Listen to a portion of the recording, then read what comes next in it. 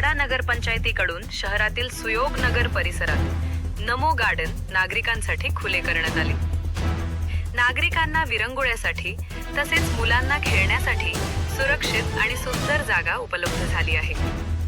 नमो garden मध्ये करंजा, रंगायतन, पुस्तकांची बाग, ज्येष्ठ नागरिक कट्टा यांसह मुलांसाठी झोपाळे, घसरगुंडी आणि विविध खेळण्याची साधने उपलब्ध करून देण्यात आली आहेत।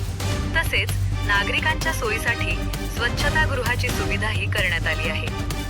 यावेळी वाडा नगरपंचायतीचे मुख्याधिकारी मनोज पष्टे, नगराध्यक्ष सौ रीमा हर्षद गंधे यांच्यासह नगरपंचायतीचे नगरसेवक उपस्थित होते। सुयोग नगर परिसरातील नमो गार्डनमुळे नागरिकांना मोकळ्या वातावरणात वेळ घालवण्यासाठी, ज्येष्ठ नागरिकांना विरंगुळ्यासाठी आणि मुलांना सुरक्षित ठिकाणी खेळण्यासाठी हक्काची जागा उपलब्ध झाली आहे। नागरिकांनी या सुविधांचा योग्य वापर करून गार्डन स्वच्छ ठेवावे असे आवाहन नगरपंचायतीकडून करण्यात आले आहे।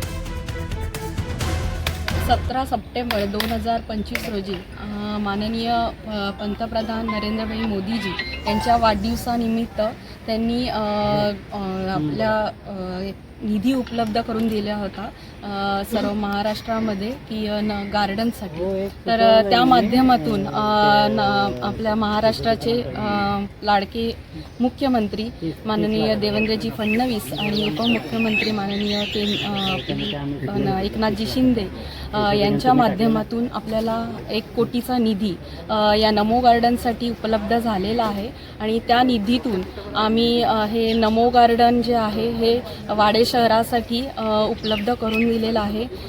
मला अतिशय आनंदाची आणि अभिमानाची ही गोष्ट आहे की आम्ही वचननाम्यातही सांगितलं होतं की वाडे शहरात जे जे नाही आहे ते आम्ही सर्व नागरिकांना उपलब्ध करून देऊ। आणि त्यापैकीच एक हे आहे की वाडे शहरातल्या नागरिकांना एकही गार्डन एवढे वर्ष उपलब्ध नव्हतं, ते आम्ही या माध्यमातून सर्वांना उपलब्ध करून देत आहोत।